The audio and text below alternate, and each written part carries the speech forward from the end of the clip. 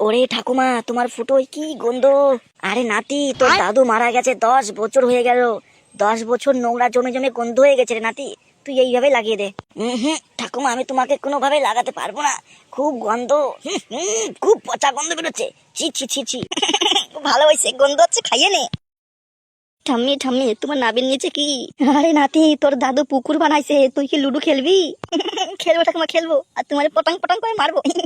যা দুষ্ট নাতি, তুই না খুব বদমাইশ। ওরে ঠাকুমা, তোমার তাদের শুকোয় গেছে, আমি পতাং পতাং করে খেলতে পারবো না ঠাকুমা, খেলতে পারবো না। নে নাতি, এবার থুতু বাড়াই দিছি, এইবার স্লিপ করবে নে। যা দুষ্টু ঠাকুমা। বললে হবে পতাং পতাং ঠাকুমা। ম্যাডাম, এক খোঁচা কত? কতক্ষণ থাকবে তুমি? ওই ধরো 1 ঘন্টা 20 মিনিট মতো থাকবো। 1 ঘন্টা 20 মিনিট খোঁচাতে গেলে লাগবে তোমার 5,000 টাকা লাগবে। কিরে ভাই, 5,000 টাকা বলছি, তোর কাছে কয় টাকা আছে? আমার কাছে তো বোধহয় অত টাকা নেই, আমার কাছে 500 টাকা আছে। ম্যাডাম, আমাদের কাছে অত টাকা নেই, আমাদের কাছে 500 টাকা আছে। 500 টাকায় দেবা দুইজন একে খোঁচা? ওই দেখ, দূরে একটা কলা গাছ ফুটো করা আছে, ওইখানটায় খোঁচায় চলে যা। 500 টাকা নিয়ে আইতে সোনা গাছে কচি কচি বৌদির সঙ্গে খেলতে পালা এখান থেকে। হে ভাই, চল চল, আমি তুই কলা গাছে খোঁচাই চলে যাই গে। কেউ তারে বুঝতেই পারবে না যে আমরা কলা গাছের সঙ্গে খেলা করেছি। সবাই কবা নিয়ে আমরা সোনা গাছে গেছিলাম খেলতে। আরে সালা, তোর বুদ্ধিটা তো সেই। চল চল চল চল। কি রে ভাই, তোর মন খারাপ কেন? ভাবছি বুঝলি তো ফুটো, আমি যে এই যে দিনে 4 বার 5 বার করে হ্যান্ডেল মারি, এতে আমার কোনো ক্ষতি হবে না তো? বিয়ের পরে ঠিকঠাক করে বউকে পাই মারতে পারবো তো ভাই? কি বললি? তুই দিনে 4-5 বার করে হ্যান্ডেল মারিস? তা কি দেখে হ্যান্ডেল মারিস তুই?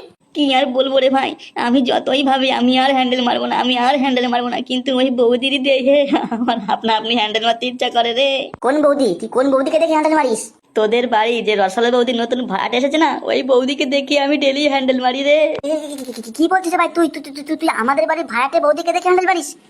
আরে ভাই, আমি যখন আমাদের বাড়ির ছাদে উঠি, তোদের বাড়ির ওই বৌদি ও ছাদে আসে, আমার দেখায়, আর বৌদি যে মজা নেয়, আমি হ্যান্ডেল মারি, তাকায় তাকায় দেখে।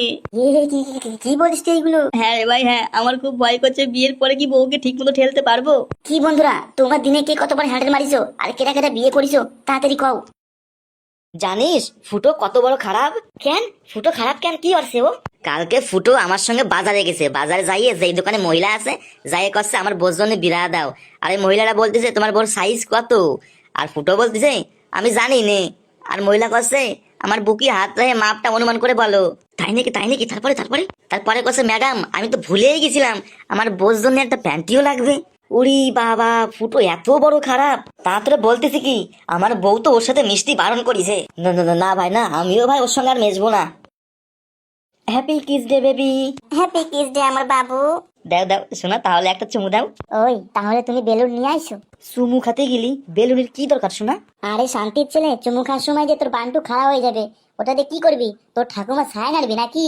এ এ কি শোনা, তুমি কি কি বলছো এগুলো? কেন, তুই কি হমু? তোর বান্টু দাঁড়ায় না?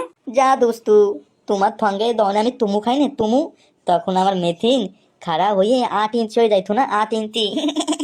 ওই দেখো, ওই জন্যই প্যান্টে লাগাই ফুটো করে নিয়ে আইছি। তাই শোনা? কই কই, দেখি দেখি দেখি। না, তুমি আগে চুমু দাও, তারপরে দেখাবো নি। কি কি দেখতেছো বন্ধুরা? তোমরা কে কে আছো? বয়ফ্রেন্ডের মেশিন দেখিছো? অবশ্যই কমেন্ট করবার, ফলো মারে দাও।